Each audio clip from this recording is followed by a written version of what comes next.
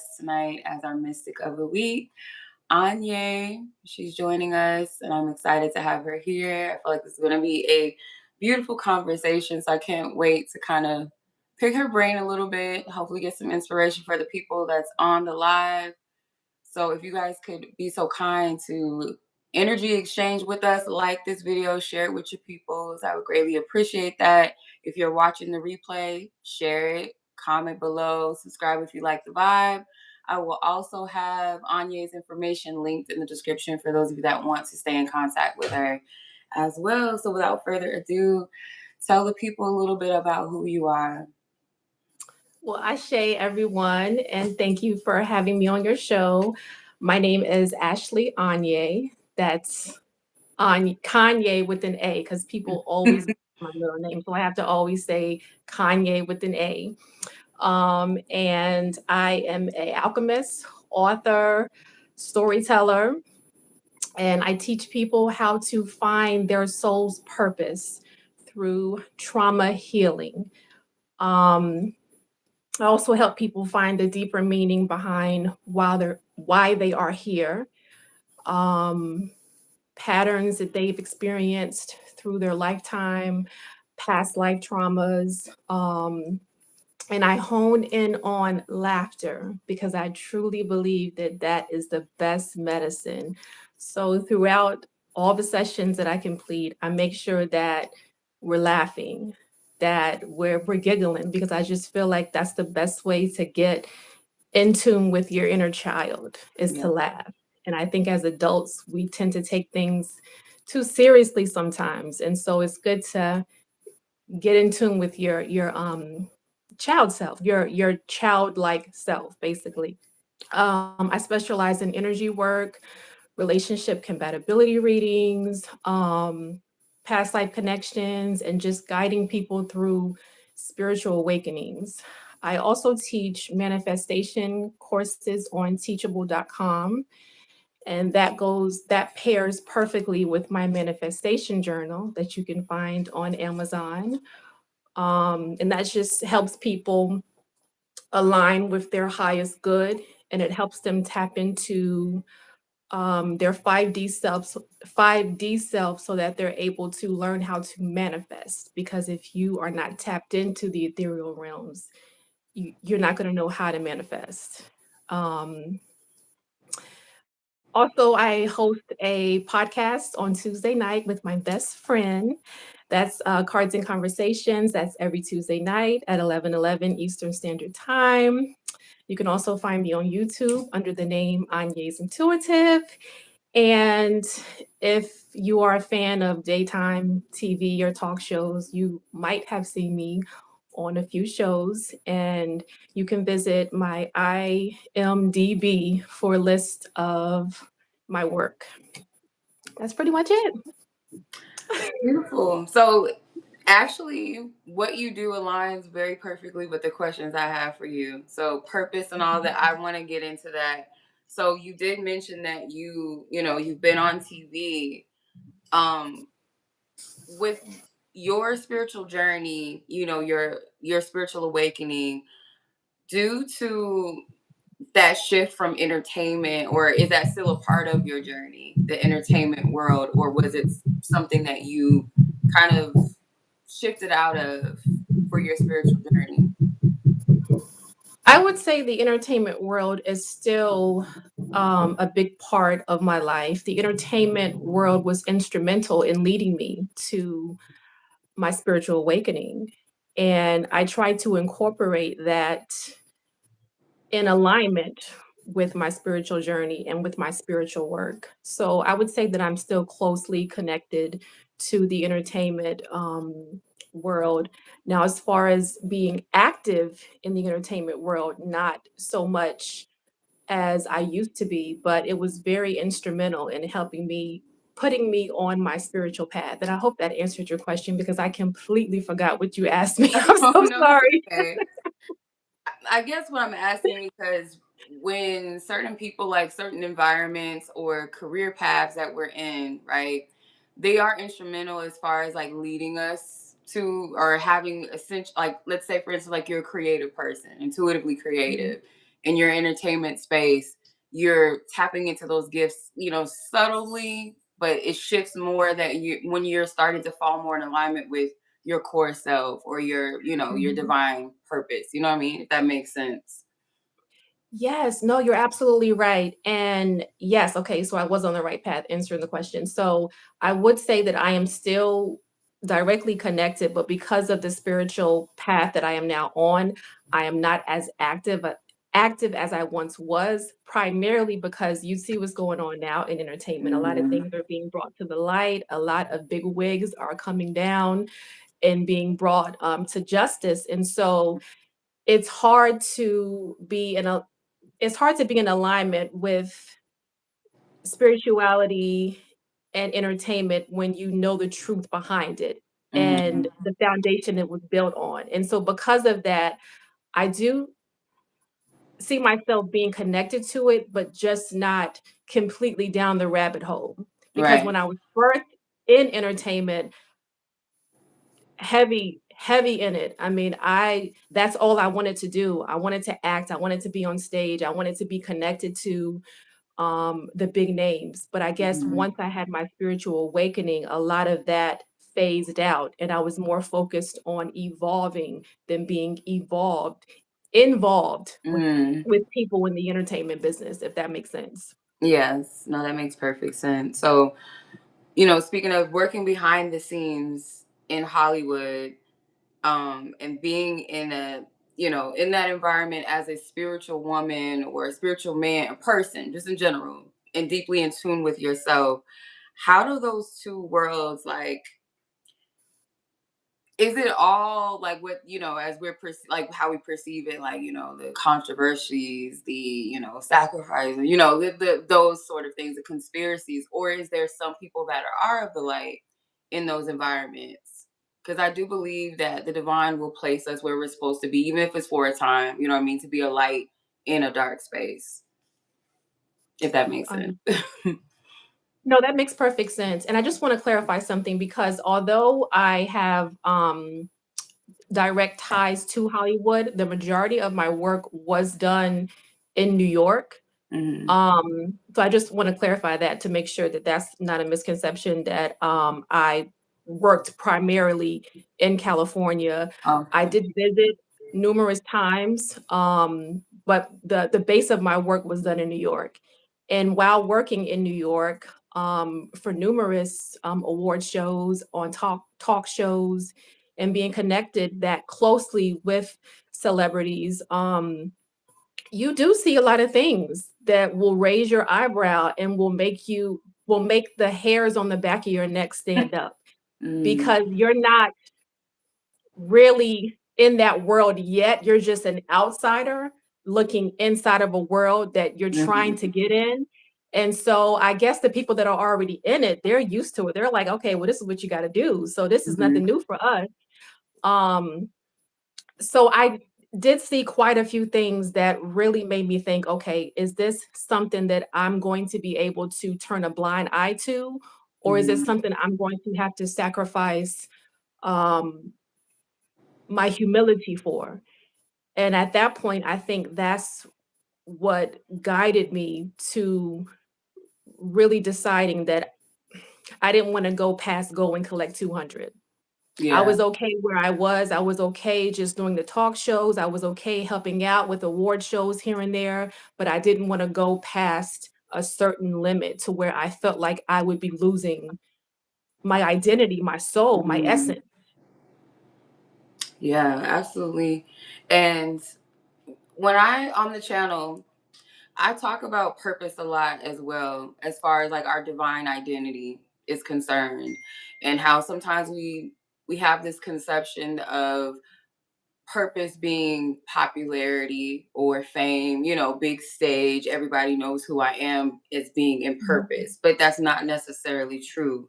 So my mhm, question, because I feel like this is an interesting topic, being in that world, how easy it is for someone to, I guess, slip into sacrificing their core self to this is my dream. I want to be in, I want to be known. And I feel like that could also tie into trauma, that can tie into, wounding, what I mean, that would kind of Mhm, push you to do those things.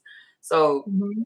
what is the biggest, or I wouldn't say the biggest, but maybe under your opinion, a misconception that people believe that they have to be successful, or what is success? That's a misconception that, in your opinion, or from your experience. I truly believe that people feel like talent will take you further than anything, and I think that's a misconception because in entertainment, particularly in Hollywood, it's all about who you know and who knows you. And you can Mhm. be the most talented individual on the planet, but if no one knows who you are, you're not gonna be discovered, and you're Mhm. not going to be booking work and booking gigs and booking jobs frequently. So I think that's a big misconception that talent will get you further than anything because we're taught that. I mean, when you go to Mhm. college, I was taught that when I was in college. If I want to hone in on a profession, I have to make sure that I'm very skilled at it. And Mhm. anyone that wants to be an actress or an entertainer, a lawyer, any profession, you have to hone in on those skills, that skill set, and you have to perfect it. And a Mhm. lot of people become disappointed once they do make it to that stage and they see that talent only gets you in the door. Mhm. Talent only gets you in front of the right people. Mhm. What gets you past that door is beyond talent. It's Yeah. pretty much what you're willing to do to get through that door and Mhm. close it. Talent just gets you at the door. So Yeah. I think that's a misconception that talent will get you much further than anything. It's far beyond talent. Yeah. Talent's just the surface. Um, to go with that, as far as like purpose and success and perfecting your craft, or perfecting um, whatever your ambition is, have you ever mistaken a karmic assignment as a divine alignment or assignment? That's a great question. Um, Gosh, I think that I have. I think we all have. Mhm. I think, I'll say early on, moving to New York because I'm originally from North Carolina, and I had my mind set on moving to New York, and nothing was gonna stop me. And although I had visited California, I had an aunt that lived there, and she was heavy connected. She was married to one of the original members of the Temptation, and so when I stayed with her, she showed me around LA, um, took me to the finest restaurants, and so I told myself, now it's either, New York or LA. And getting back to your original question, Mhm. I think that you lose a sense of yourself when you don't have any identity of who you are. And I Mhm. think that it's important for you to know who you are when you enter in any space, any situation, because if you don't, you'll allow someone else to tell you who you are. And Mhm. so that was a karmic situation for me because I had my mind set on moving to a place, not knowing the repercussions of it. I didn't have any family here. I didn't have Mhm. any help. I didn't have any connections. Um, so the mindset that I had was, okay, I'm gonna do any and everything that I have to do to make it. Now, I didn't do any and everything that I had to do to make it, but that was Mhm. my mindset. And even having the thought in itself is karmic because, Mhm. when you think about things, thoughts manifest into actions. And so I was lucky, I was blessed and I was fortunate that I did not have to put my soul on the line in order to make it. Mhm. But that karmic thought did replay in my mind over and over again. How much are you willing to sacrifice to Mhm. make it? And I think that was my first karmic lesson. My thoughts, my mind, where what I was thinking and how far I would have been willing to go in order to actually make it. Yeah. I think that was a karmic thought, karmic experience. Yeah. Like you said, we've all been there. Like with any something that we want, we pursue Mhm. it even though that's not what we're divinely called to. It's because I want it, and you got to understand what Yeah. part of yourself is wanting that, you know? And if Mhm. you don't, like you said, you don't know who you are or you have certain wounds, you're Mhm. chasing something for different intentions and reasons. And if you're not conscious of those intentions, it leads you into quote unquote the lessons that we learn by default. Mhm. um Mhm. when it comes to advice, because I get a lot of people that ask me about purpose. What's my purpose? How do I find my purpose? We Mhm. live in a society now where it's like the new celebrity is the content creator, social media influencer, Mhm.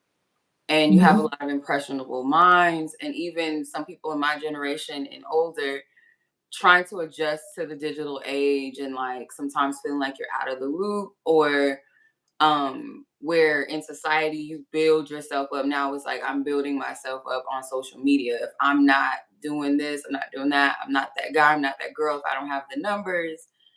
What would your advice be for someone that fears walking in their truth, their purpose and divine identity, even if that means it costs them their relationships or a dream job, or something they went to school for, and they decide that that's not the path for me?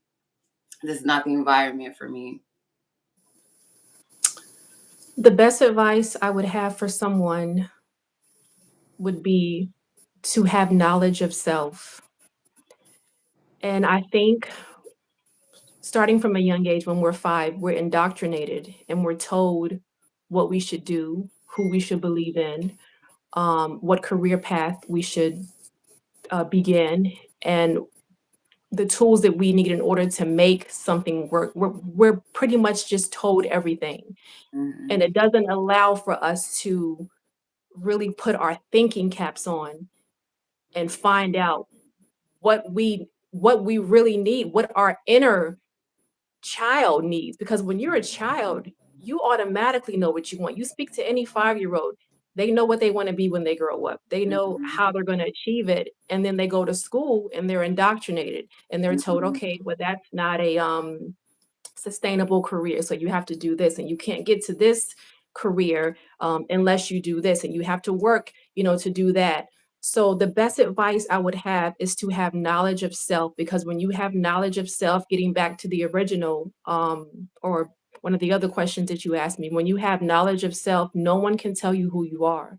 No Mhm. one can plant any seed in your mind and allow it to grow and live rent free. When you have knowledge of self, you know exactly what you need to do, exactly where you want to go, and how you're going to do it.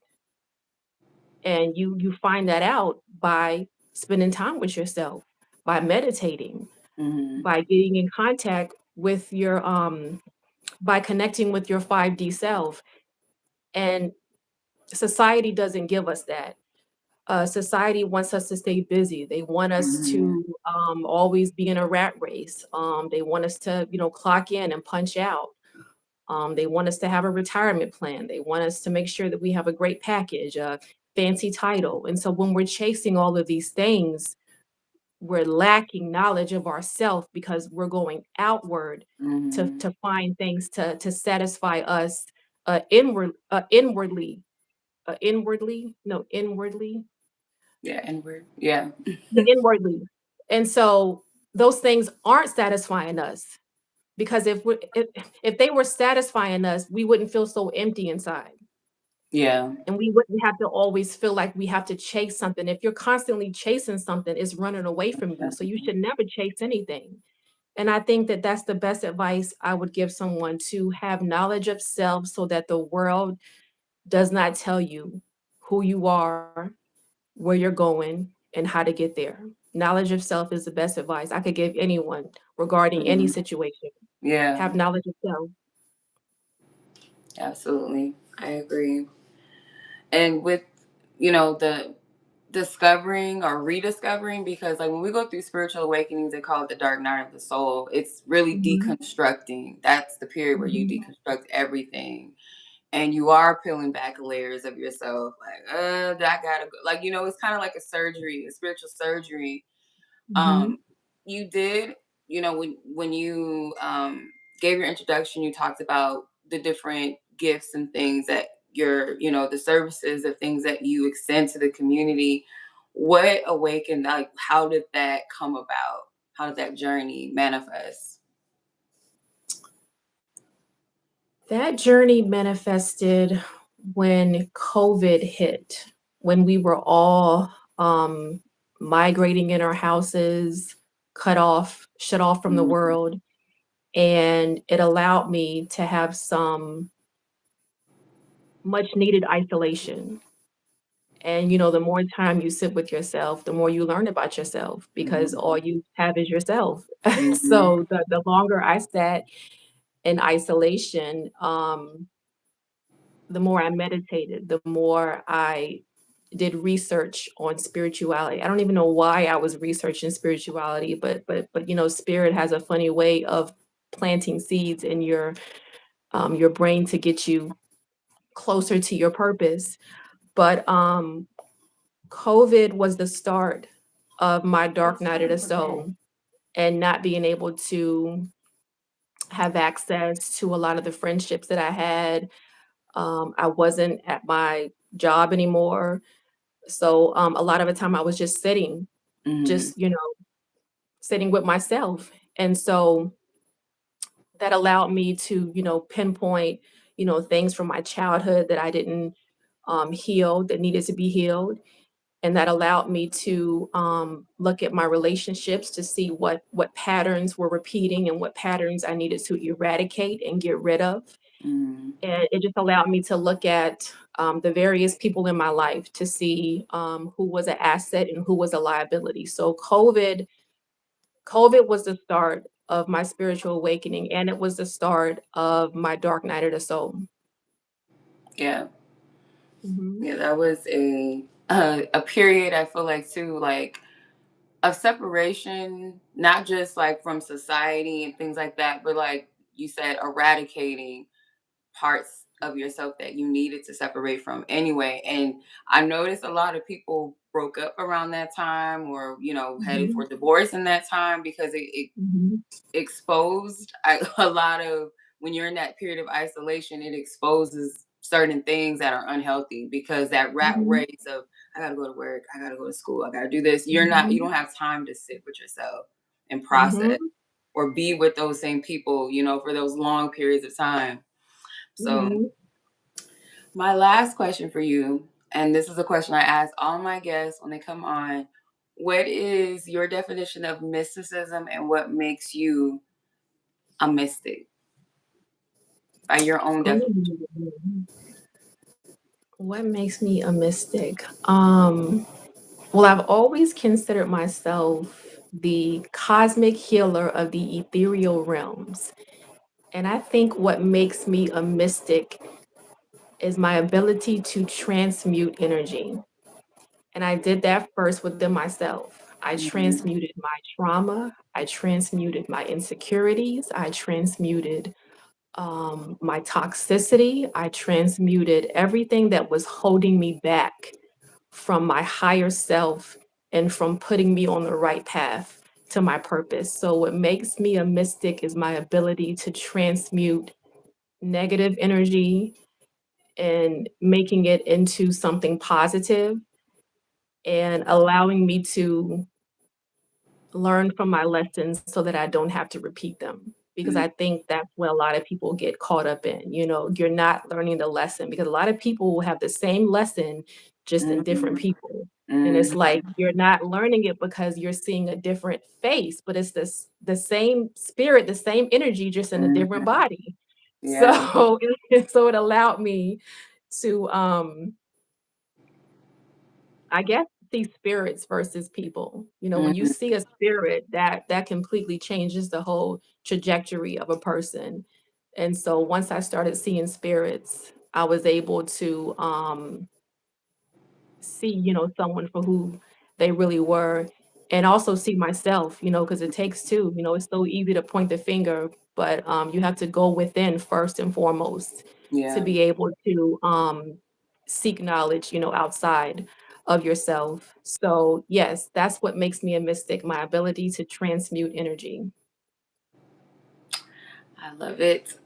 Well, I shade to that. So that's everything. But I appreciate you coming on. I think I found you was like your I don't know if it was like tweets or X posts, but I love like all of your different quotes, like your sayings and things like that, like your memes, your love posts. I like those as well. So that's Thank how I found you. you.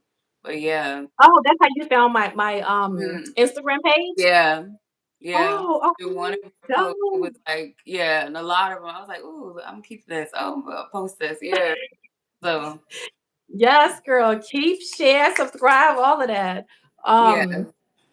Yeah, that's how a lot of people are finding other like mystics and other spiritualists through Instagram. So like it's Mhm. a gift and a curse because yes, it's completely saturated now. Yeah. Everybody is an expert in every area you can think of. But people are Mhm. connecting, like myself and you. We're Yeah. connecting because we have commonalities. But yeah, I'm so glad you found me. And thank you again for featuring me on your show. I Yes, I appreciate it. appreciate you as well. Thank you. Y'all go follow her. Her Instagram, I love it. Like I said, I love her posts. She Thank does go you. live. You said every Tuesday, right? Every Tuesday night? Every Yes, ma'am. Every Tuesday, Eastern Standard Time. So yeah, just make sure that it's Eastern Standard Time when you guys type Okay. in because people are watching from all From over. So different just places. make sure that it's yeah. So just make sure that it's Eastern Standard Time when you tap in Okay. Well, at in 11:11. I'm sorry, 11:11 p.m. Okay. And Yeah. so Yes. we have all of your information in the description. So your linked tree, I believe it is, and like all of your other socials so that they can stay in contact with you.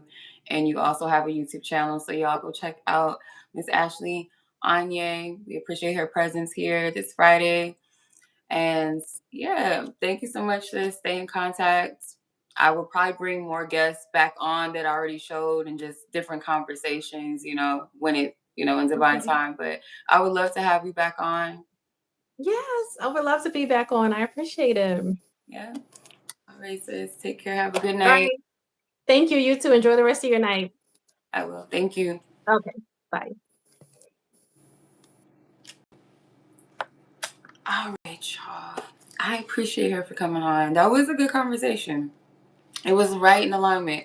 The whole purpose thing. Y'all know we be talking about that every now and then. I like to bring up um the topic of our divine identities and purpose versus this conception or this restrictedness of how we're supposed to live our lives or who we're supposed to be, how we set the bar for what success is and all of that. So yeah, I want to real quick, just for the audience, before I get off of here, because this a whole conversation, it did spark something for me. Let me know if y'all can hear me. Let me, because I know Ashley, she said she could hear me, but hold on. Mm, is it still streaming or not? Maybe it's not streaming anymore. I don't know. Let me see. Because I don't see that I'm live anymore. Oh, there you go. Okay. Okay. I don't know what's wrong with my phone.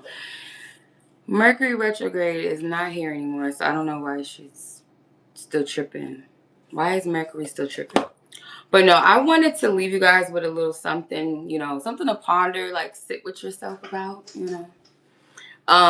So speaking of the topic, we were talking about purpose, and I had all the interview questions for my guests, and I knew what I wanted to kind of tap into, kind of ask her. So I thought it was ironic that she did mention helping people with their purpose. I'm like, oh, alignment. That's why I trust when I choose my guest. I just whoever I feel guided to, I trust the timing of it because it's like it's right. It's always in alignment, always. The timing. Um, so I want to ask or pose this question for anybody that is wondering how do they reclaim parts of themselves that they feel like they've lost or that they may have compromised at any point, because we've all been there, right? We've all been in a place within ourselves where we feel like we have to be a certain way or we have to be a certain person. Kind of going back to the topic of conversation where we were talking about the um, childhood conditioning. When children, when they're, in their, from birth, really, from birth, they start riddling you up, shooting you up with different shots and things like that. You know, you're shocked. You're coming out of the womb. You're like, okay, where am I at? What's going on? You screaming, you crying. Some people just, come into this earth looking around, like, where am I at? Why am I here? And then, you have the stages of where you're progressing as a human, from baby stage, where you're taught you got to start walking at a certain, or you got to start crawling at a certain age. You got to be able to eat or drink your bottle at a certain, age, or weeks or months. You have to start walking at a certain point. You start talking at a certain point. Like, we come in this world conditioned. It's not a natural flow or order. It's this. It has to be done this way, and it has to be done that way. Whether you go to preschool or you start off in kindergarten, the conditioning never stops, right? So when you come into this world, it's based off of your gender, it's based off of your race, it's based off of where you live. So you have all these different social conditionings and things like that. And you have religions, and some don't go through the whole religious thing. You have the ideologies of your parents, your grandparents, your environment. You're bombarded with so much that when you get to the point where you start trying to figure yourself out, most of the time it starts in school. You're trying to figure out, where do I belong when you're in school? Like, who do I click up with? Who do I connect with? Why do I not fit in? Or how do I try to fit in? Or how do I maintain popularity? Some kids are naturally charismatic. Some kids are naturally shy. You know what I mean? Some kids are more academically focused. Some may be athletically focused, or whatever the case may be, right? When you're going through those tender moments of identity, by default, I feel like children, they're learning who they are, but they kind of take on identities that are not there. So when they become adults, unfortunately, sometimes adults stay true to that condition of who they think they're supposed to be, or who they were told they were supposed to be, whether that was through their own family, whether that was through schools, whether that was through media. And now on top of that, the new media is social media. So you're seeing, oh, by the likes, by the numbers, this is what gets you praise and recognition. This is what gets you approval, right? And what we were talking about and discussing earlier with Ashley was that if you have a lack of self-knowledge, where you have certain traumas and certain wounds that you carry, whether it's abandonment, whether it's rejection wounds, um, whether it's mommy issues, daddy issues, whether it's you suffered from racism or sexism or whatever isms, and those wounds, if you're not conscious of them, will lead you into thinking that this is how I receive love. This is how I receive approval. This is how I receive success, right? And you lead with that. And it's up to you to break that cycle. It's up to you to go within yourself. It's up to you to seek within whatever the path that leads you. The first intent should always be to understand yourself. How you get there, it may vary from person to person. It may start with you tapping in and seeking ancestral wisdom or guidance, or understanding where you come from, your bloodline. It could come from prayer. It could come from seeking God. It could come from many different places, but the first initiation should always be that, how can I find within myself, who am I and what am I to do? Because if you're looking outside in the world to tell you this is how you should live your life, this is what successful is, as long as you're living somebody else's blueprint of what they said, because you could take from certain people's blueprint and inspire yourself and make it your own journey. But if you're leading from the world's perspective, which a lot of people do, unfortunately, like especially this younger generation, it's like the validation seeking, the lack of consciousness, and just kind of mindlessness. And mind you, if you're like in your 20s and younger, like you're figuring shit out, like for real, figuring shit out in life. Even as 30-year-olds, 40-year-olds, 50-year-olds, you are constantly resetting. And that's the part I feel like of life, the evolution as a human, that they don't tell you is that you're constantly resetting, you're constantly evolving, you're constantly shedding. Just like the seasons change, your human condition will shift.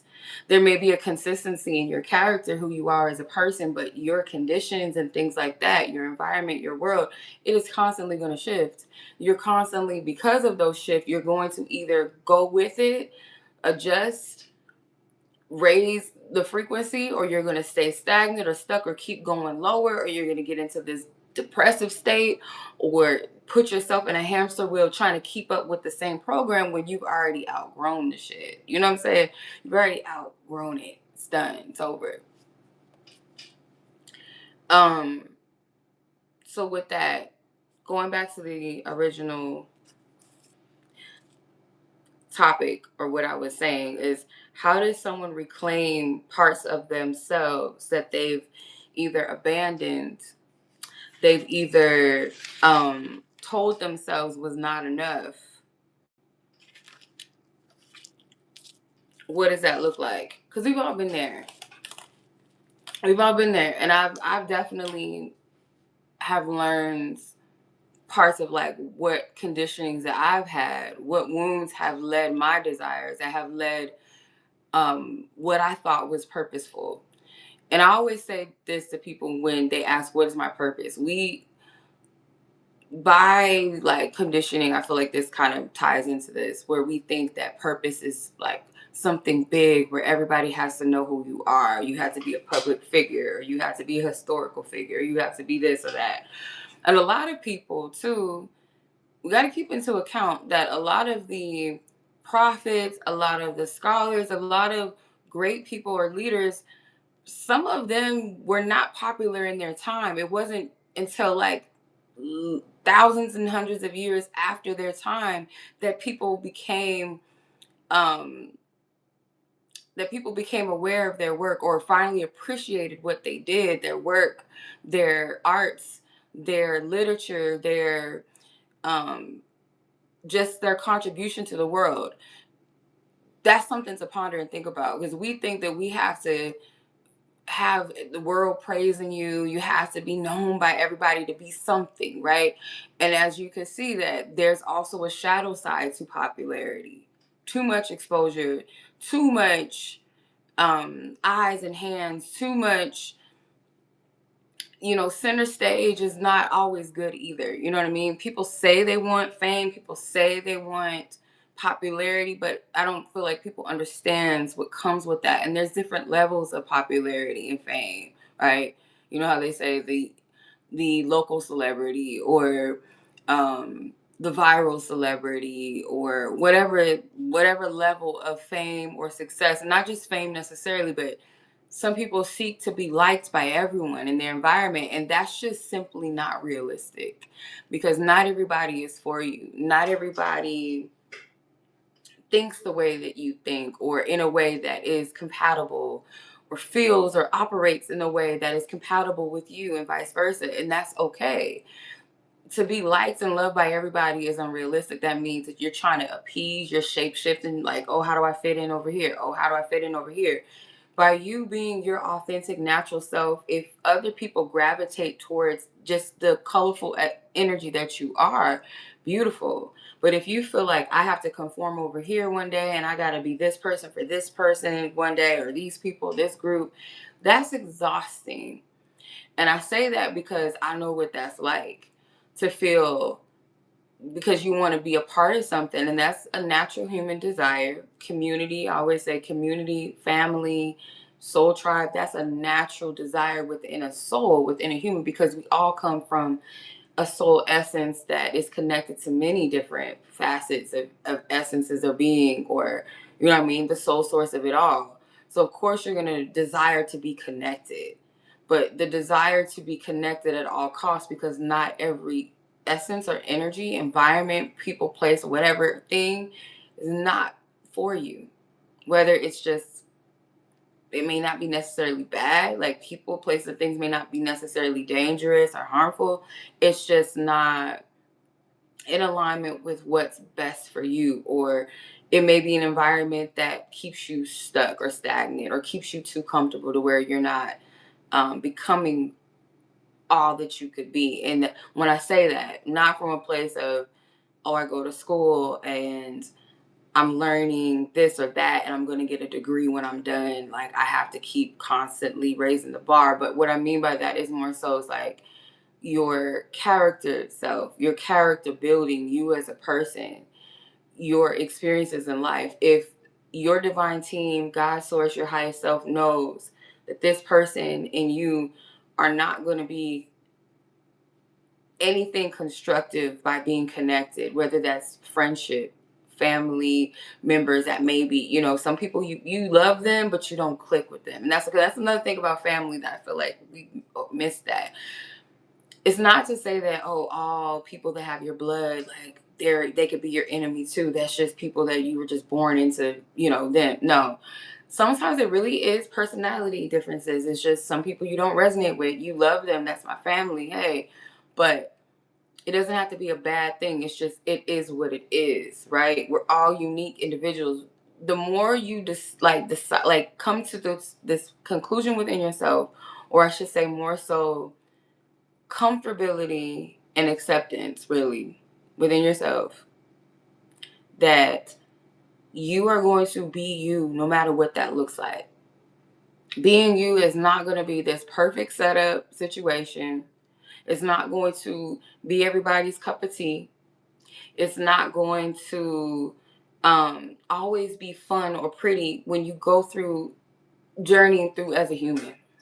I don't know how else to say it. You could love certain parts of yourself one day, you can feel good one day, the next minute you can feel like shit, not like parts of yourself, and that is completely okay, as long as you, is my sis Tori, I don't even know if she's still on, as long as you're not hating yourself into change, as long as you are being kind to yourself, which is something that is a constant reminder, because it is something that is challenging to be kind to yourself through the moments where you don't like yourself, or where you're struggling with a part of yourself that you may not like, or where you doubt, or you're questioning things about yourself, or parts of your character that you may go, oh, that was really fucked up. I don't like that I did that, or how I may have treated certain people, or treated people in general, or how I treated myself. But you have to be able to accept it as it is, but also forgive and release that, because it's like we feel like we're not healing unless we're punishing ourselves, and that's not how healing works. Just like if you tear something, let's say, you know, you're working out and you have an accident or injury on your leg and you tear something, you're not gonna beat the leg and be like, oh, you know, you're injured, you're wounded, let me just beat you because I'm mad, I'm gonna talk shit. No, you're gonna tend to that wound, right? You're gonna like take care of yourself as the doctor tells you. Like, don't, whether you gotta wear crutches, whether it's you know, don't walk on that leg for a few months, or you gotta elevate your feet, whatever is needed to heal. Same thing with yourself. You're not gonna be like, oh, you're so fucking stupid for doing that, and why did you do that? Oh, you're so dumb, or oh, you're a terrible person. You're not healing through that by doing that. That's not how you heal. Being real with yourself and say, yeah, that was a fucked up thing, but to constantly be like, you're a fucked up person. Change the fucked up personness within yourself by having compassion. That was fucked up. That was horrible. Or I wish that, yeah, I didn't do that, or I didn't have to go through that, or I wish I would have learned a lesson. But what good is it to sit and dwell in that, instead of saying, okay, yeah, that hurt. I wish I didn't have to go through that, but what did I learn from that? Or what can I learn from this experience? Like starting from that place, because there's always something you can take from a situation and learn. just as easy as it is for people to cherry pick and find something negative about themselves or find something negative about other people or situations. Like, it's less stressful on your body. Our thoughts, our emotions, they are energy. And if you give too much activation to lower vibrational energies too much, you dwell in that vibration, it's going to fuck with you mentally. It's going to fuck with you emotionally, spiritually, but also physically. There's going to be tightness and heaviness in your chest if you're holding on to all kinds of regrets or resentments. You're holding all that unforgiveness in your heart. Your chest is hurting. Um, Shame is all up in your gut. Low self-esteem is all up in your gut. Seeing yourself as unattractive and you're not good enough, you're ugly, you're gonna cause flare-ups. Like, these are real things. Like, some people will contract certain diseases because of the energies, because of the spirit, just like sexual transmitted diseases. Y'all can say what y'all want, but that is a whole spiritual thing too, where some people, when they exchange with certain energies and certain spirits with certain people, you can contract STDs through that. So why you can't sleep with everybody? It's like, you can tell a nasty person, and yeah, it's because a person is just nasty and they don't take care of themselves, but it's also a spiritual thing. When people play with sex like that and they don't take care of themselves, that is a spirit as well. But y'all know I be going off the handles. I be feeling like sometimes I be going off topic, but not really. So, the fitting in, how do you reclaim the parts of yourself? How do you reclaim the parts of yourself that you need to? I don't know if I said hi to everyone that was on, so forgive me because the views is like up and down. Reclaiming yourself, you can do these three things, or start doing these three things if I didn't mention them already. Tell the truth about what you feel like you've lost. Sometimes, like, what we've lost, it did start in childhood and you may not be able to recall it right away or remember it. But if you set the intention to sit with yourself and be like, what part of myself, or parts, because it could be different parts of your journey, of course, like different parts of your journey where you feel like you've given parts of yourself away that you may have compromised, whether it was for, and this is no shame because we most likely all have probably been here, where you compromised parts of yourself or your morals so that you would be accepted or loved, or that you would be chosen in any capacity. It could be friendship circles, family, romantic partners, jobs. It could be whatever, where you forfeited some part of yourself because you felt like it wasn't enough, or it wasn't desirable enough to be chosen and to be seen. It wasn't good enough, and it comes from a root. What gave you that impression? You have to ask yourself, why? Where do my thoughts and feelings come from? Where am I getting this from? And you have to go within the self, like, what's making me feel this? And there's a root to that. It could have been something someone said to you in high school that you stuck with that, and you carried that, or you believed it, you gave it power, you gave it momentum, and now it's taking precedence over your life to where, you have that complex in the back of your mind, or you carry it in your heart, you're carrying it in your gut, that shame, um that disappointment, that rejection, you carry it. So automatically you tell yourself, because that experience happened to me or that was said to me, I have to do away with that part of myself because I don't want to not be seen. I want to be chosen. I don't want to be rejected again. Right. So instead of being my quirky self and having a moment, I'm just going to pretend like I'm laid back and I'm chill. I'm too cool for school. I don't get bothered by things. But that's not authentically you.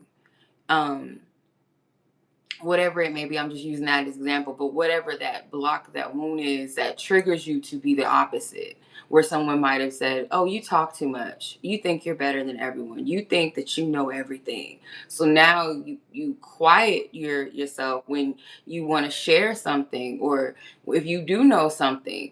People that, how some people say, oh, they're a know-it-all. there are some people that do purposely like project like, oh yeah, I went to this Harvard, I did this, I did that. And there's some people that just naturally are librarians and they know so much things because they research, they study, or they genuinely have interest in different topics. And when they bring it up to the person that is not a I wouldn't say scholar type of person, but someone that is a student, studious, they love to learn, a person that may just be comfortable with only being able to speak one language, where another person may be someone that is interested in different cultures and wants to learn all kind of languages or knows multiple languages. They'll feel some type of way because of, it's kind of the same category as someone that is confident, not cocky, but someone that's confident in themselves and knows who they are and genuinely loves themselves, to a person that does not have confidence and does not love themselves and hates themselves. They will automatically feel some type of way about that person that is confident, and they'll either be jealous and hold that resentment against them, and or they'll try to tear that person down because it makes them feel good. And if that person that is confident in themselves has a very strong character, that's not going to get to them. But if it's someone that doesn't really, they care too much about what people think, to the point where it's like, I know who I am, I like myself, but then it's like, but I still want to please people. And the purpose that still wants to please people, they'll hide that part of themselves to make the other people feel comfortable. And that's not your call, because that dims your light. That person the example that I was using, where a person may know something that other people don't, they're there to teach something, right? Those are most likely teachers. But if they're around the wrong type of people or environment, or in a relationship with the wrong type of person, or friend grouping up with a certain type of people, or what have you, that will dim that person's light. So you have to be mindful of the company that you keep as well. That's a part of your purpose, is very essential, because your purpose is just the intent of who you are as a person. What is your intention for life? And it's multi-layered.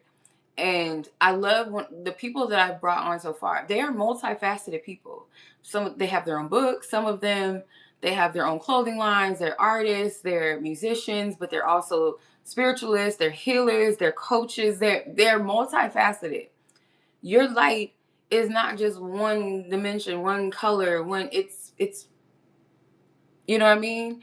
And even if you are someone that, I'm just an author, I bet that your literature advances, your topics advance. It's not the same topic, it's not the same thing over and over. And if it is the same topic of love and relationships, you'll have different categories of that, right? So trying to limit and keep yourself, that's not how we're supposed to be. We're not all supposed to be alike. We're not all supposed to be clicked up. That's clone behavior, where it's like, oh, I gotta dress this way, I gotta talk like this, I gotta fit in. Those people, they're small minded. And the more you mature out of that energy, that cliquish behavior of we're all friends and we all get along because of something superficial, or family only accepts you if you're one way. That's not success. Again, going back to that again, success has nothing to do with this one-dimensional version, this quote-unquote American dream, or this traditional how you're supposed to be. That again is conditioning. Again, that's conditioning from childhood. Oh, I gotta go to school. When I get out of high school, I gotta go to college. I got out of college, I gotta have a degree. I gotta be doing this in my career. I gotta get married. I gotta have kids. I gotta have this type of car or this many cars. I have to have this type of that. I have to look this way. I gotta be shaped this way. I gotta talk this. That is clone. That's programming. You hear what I'm saying? Like, it's programming. So for example, let's say your computer, your whole computer, whole monitor system, and someone goes in and says, I'm going to program this computer to do X, Y, and Z, or this cell phone to do X, Y, and Z. That's kind of like what human condition is. And you know how most people say you have to deprogram. Literally, you have to deprogram. Just like any device, a phone, cell phone, whatever, iPhone, Samsung, whatever the fuck phone, or computer, or laptop, or tablet, or iPad, it has to go through a clean sweep. And it also has to go through software updates. So just like you have to go through periods of where you cleanse and clear, alt, delete, whatever the fuck you got to do, right? Or upgrade your system. But it should be up to you, right? You were created for a certain thing. As long as you have other people coming in, oh, I'm going to do this, I'm going to program, you got to be this way. No, no. That's not how, that's not how life is supposed to be. It's not. They tell us that. It makes us controllable to say, oh, you got to go to school, you got to go to work, it's controllable. And everybody's journey is different. Some people are not ready to get married out of college. Some people still trying to figure their shit out. Some people have things that they're supposed to experience and do in life. Some people may not even be meant to be married. Some people are not meant to be mothers and fathers. Just because you got genitals that can procreate does not mean that everyone is supposed to be that. You know what I mean? It's not fit for everyone. Some age groups, like some of this pressuring that people be saying, you got to be married by a certain age, or you should have kids and stuff by a certain age. That's why there's so many misfit parents right now, because some people ain't ready for that mentally, are not ready, not even matured in themselves enough in their own journey to let like parent another child. Speaking from experience, like no, no. Some people should not have even married certain people. It's just because we're taught certain things, and it's normalcy when it's actually sickness. It's actually sickness. Not saying that you shouldn't get married, you shouldn't have kids, but it's like your timeline is your own. And as long as you're going by what somebody says, or what a magazine says, or what the biology, whoever's expert, school, your parents, religion tells you, you're putting yourself in unnecessary circumstances, situations. And again, it goes back to self-awareness that we were talking about earlier on the live. Self-awareness is everything. And you live and you learn, of course, but if you can, and it's never too late to lead with purpose. You could be 50 years old and figure out what gives you passion. You may get bored with something that you thought you were always going to do. You have the right to do that because you're constantly shifting and evolving and upgrading, if you allow yourself to, at least. So one thing may resonate with you for 10 years and the next, and that's okay. And what I've learned in these recent years, like all the shifts that happen, we feel like we're supposed to have it all figured out by 30, 40, 50, 60. Some people think they're supposed to have it all figured out in their 20s. But we're all constantly resetting, like I said earlier. Life happens to people. This world is so much unpredictability. Like you can't get too stuck, and you can't get too comfortable, and you can't, when I say by that, it doesn't mean like don't rest in your nervous system and feel safe and secure, but be in a place of accepting that I'm content and I'm happy now, and things could change, and I can adjust to that change. I can find something positive within this shift, because nothing is guaranteed. There's people that have been in certain career paths that have made certain X amount of money to now not making those same type of salaries and things like that. And some people having to lose their homes, lose their cars. Um, that is really, that's life. Things happen. Some things outside of your circumstance. Sometimes we don't take the heed or hear the call when it's time to leave a certain situation, and it may force you out of it. That's life too. You live and you learn. But as long as you're in a place where you're boxed, and when you're in a box, it is a place of confinement and restriction. That is a place of, it's insanity to keep yourself in a box, rather than saying I'm not fit for a box. Let's say you're shaped like a star. You're not going to fit into a square when you're meant to just be. You know what I'm saying? That's what I feel led to share. And I know I went off topic again, but I was talking about the three things or three ways that you can reclaim parts of yourself that you feel like you've compromised or you've lost.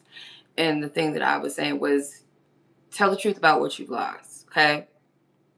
It may not be the most comfortable truth, but the more honest with yourself, and this again, not going back to beating yourself up, but you tell yourself, okay, what I did was fucked up. When you start getting into, if you speak past tense, that was messed up, or I was a terrible person for doing that, rather than I am a terrible person, or I am fucked up. You're starting to affirm those things rather than you acknowledging that that was in the past. That's different. Okay. That person hurt me rather than this person. I'm upset with them. I hate them. You're causing yourself sickness by doing that. And you may genuinely feel hurt and pain. Acknowledge that that's what you feel. But as soon as you start piling on the unforgiveness and the resentment and you start dwelling in that rather than denouncing that off of you or seeking to like take that off of you, because it may not be an overnight thing. Healing is not an overnight thing. Forgiveness is not as simple as, oh, I forgive them. Because if somebody genuinely hurt you, you're going to feel that shit. You're going to feel it. But as long as you're carrying it, you piling that shit up, it exists in your body and it starts to become an illness for you in your body.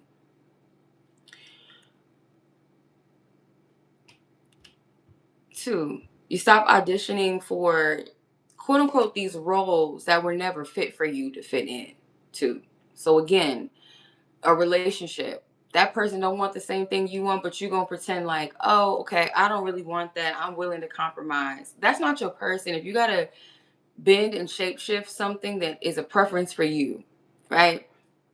Some people are sick, right? They have sick preferences. Like, let them find people that they can be sick with. That's not up for you to be like, okay, let me compromise and be sick with you.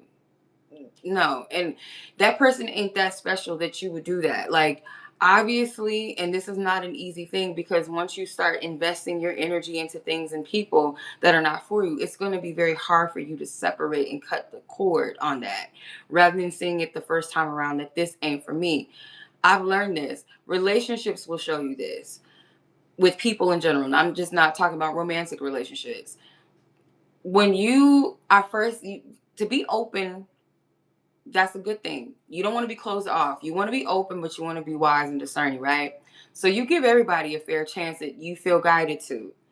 The moment or the point where you know that something is really not for you, challenge yourself to break the program by not saying, oh, that's a challenge. Let me still, maybe they'll change. Maybe they'll come around, or maybe they'll see it. Maybe they'll get it. Maybe I got to do something different. Maybe, no. If it's not something that naturally aligns, because when people naturally just vibe and they just click, that's your people. And even that, sometimes you will outgrow people that you clicked with, that you genuinely vibed with. Some connections are just seasonal. Some connections are just meant to serve a certain purpose for a certain time, right? But if you know right off the bat that something ain't right and you're just like, but I want it, or you're desperate. It's another thing. You're desperate for, I need validation. I need attention. I need love. I need a partner. I need to be clicked up. I need to fit in. I need to be liked. If you're moving in that energy, you will compromise yourself. Which is why a lot of people get into the entertainment business, because these are people that may genuinely have talents, right? Some of them, not all of them, but either way, talented or not, they go in and they want to be praise and worship because there's part of their selves that don't feel good enough. You listen to some of their stories. These are some people that don't always have the best self-esteem, or they come from poverty and they're led by money, or they're led by, I didn't get the girls in school, so I want to be the man, or I wasn't the prettiest, or I didn't get much attention, I wasn't popular, I didn't have this. It's easy to get people like that to compromise themselves. It's easy because they want that fulfillment, that hole in themselves to be filled with something. It doesn't matter what it is. They need that validation, and they're going to most likely find it from a place that's going to continue to feed that dark hole space that's inside of them. The money is never going to be enough. The bitches is never going to be enough. The praise and the worship and people screaming your name is never going to be enough. You know, the modeling deals is never going to be enough. They're never going to feel enough until they fill those holes, those dark spaces up with the light, with which is truth in them. Fame driven people most likely are people that are either they're very narcissistic, and or they're people that have wears and tears in their hearts and their souls and their being. They have not been healed. To want that much attention, to want that glory on you, that's a sickness. That's a fucking sickness.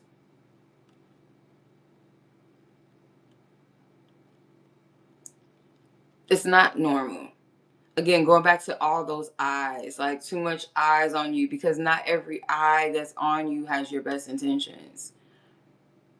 And I don't even blame the celebrities that have spiritual like people that go out and get spiritual work done, because to be in that type of environment and business, that level of fame, you got to have some type of spiritual protection and spiritual work over you. You know what I'm saying? Like, I get it.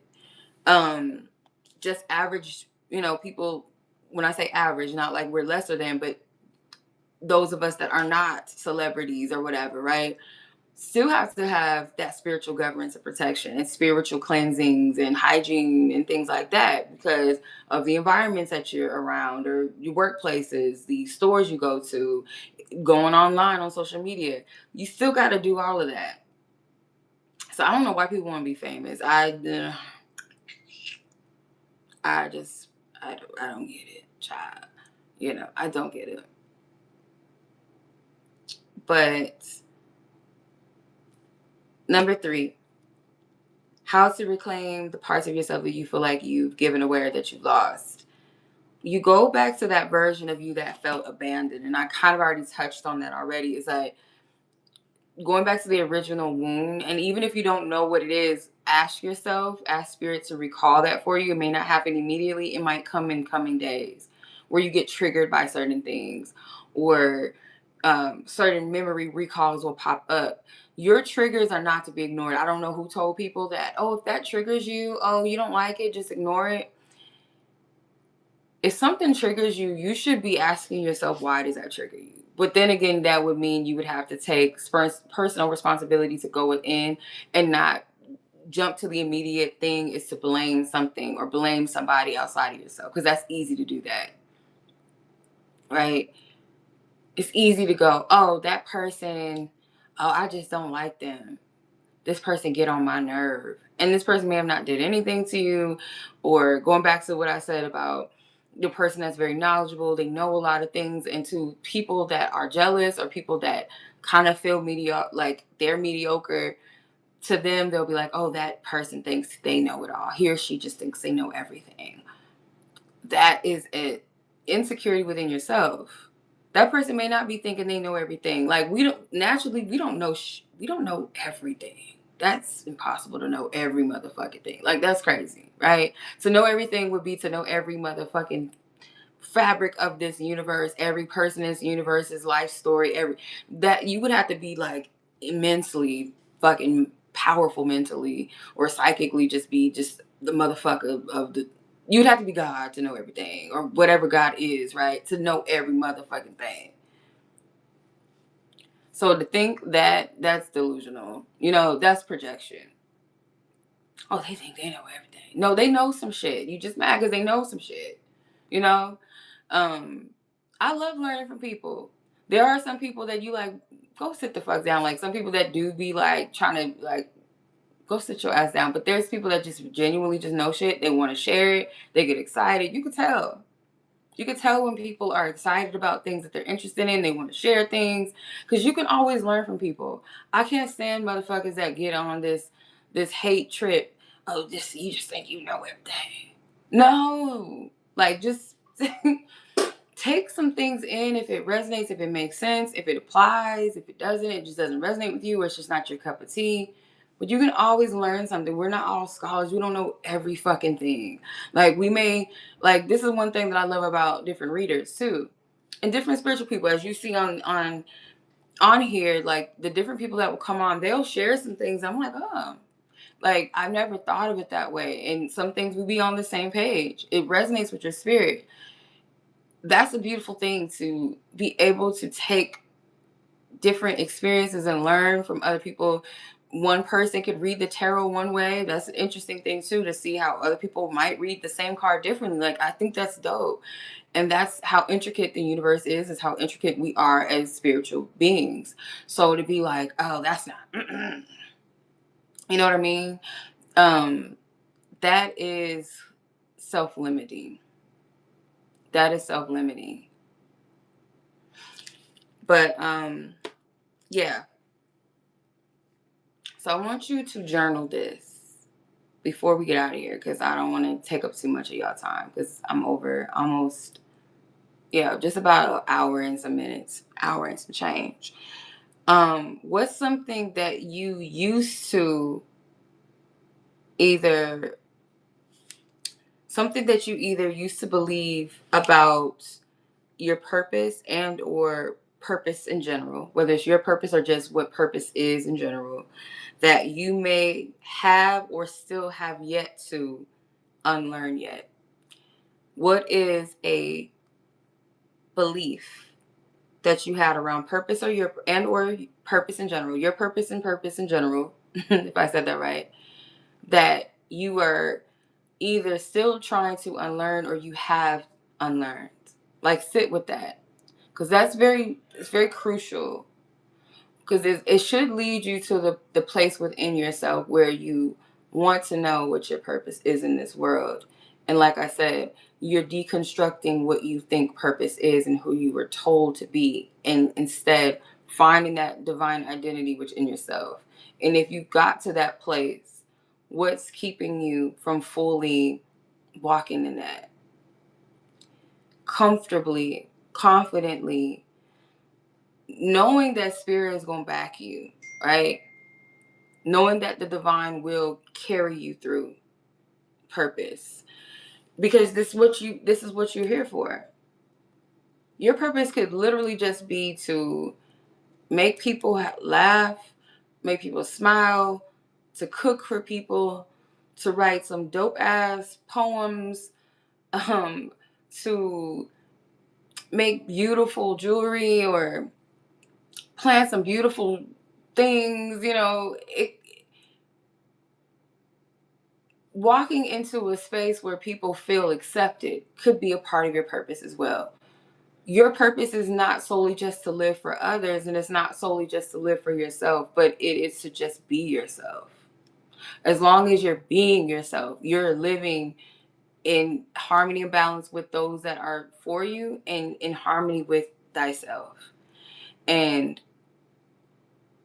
confidence that God is pleased. If you're one of those people that's like, I gotta be this person for everyone, because church teaches that self-sacrifice thing in a way that is, it takes away from your livelihood. It's coming from a place of a man-made construct of servitude and what God said. And God once says, God is something, in essence, it's not a man, it's not a person. So perfectionism is a man-made construct that is not real. If God wanted us to be perfect, we wouldn't be learning lessons.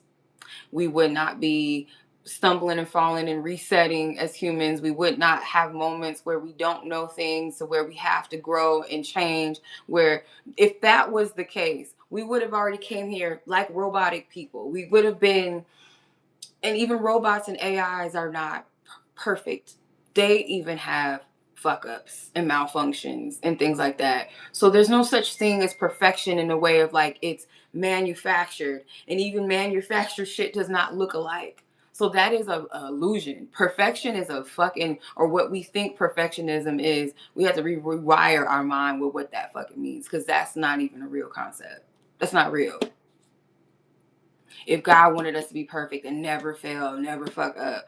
Repentance in the church sense is just a way for people to say, oh, I fucked up, let me go back to God and repent and I'll be, I'm gonna go to heaven. No, no, we're already flawed, and it's not okay. It's not saying to be okay to be a fucked up person or do fucked up things and things like that, but it's to say that your relationship with God, whatever it is, your contribution to this life and to this world is, that is something that you're gonna have to seek within yourself. Because as long as you, again, living under the agenda of what another human is saying, like you have to be a perfect human and you gotta do this and you can't, that does that just shit. Even what I'm saying, if you take anything out or take away, go within yourself first. Like you can't go wrong with that. That you can't mistake that. Some things I might say may go in one and out the other. Maybe it's supposed to. Maybe not everything is meant to apply with every person. Some things may not be for you. And that's the part of the journey and spiritual journey as well, is that some people may be powerful in certain ways and this way and that way, or they may be called to do certain things a different way than the next person. So just trying to follow somebody else's formula and this is how you got to do it. You have an inner compass, an inner system within you, a navigation system inside of you, because you are a part of the universe. You are that divine spark of light. You are that big burst of light. So you have a navigation system. You have a divine team, a divine order that is with you, that is connected to you, that you utilize, that no one else may have privy to. So instead of trying to like follow what somebody else is doing and saying, and some things may work for multiple people, but at the end of the day, your discernment, your inner compass is going to lead you to where you're supposed to be at the end of the day. That's really what it's about. Inner compass, your inner navigation system is everything. Without that, we're always going to be looking to the right or to the left and outside of ourselves to figure shit out. And it just does not work that way. Like, God will plant people into your life, like, for you to take heed and listen. And if it speaks to your soul first, always check in with that. I could give you a prophecy.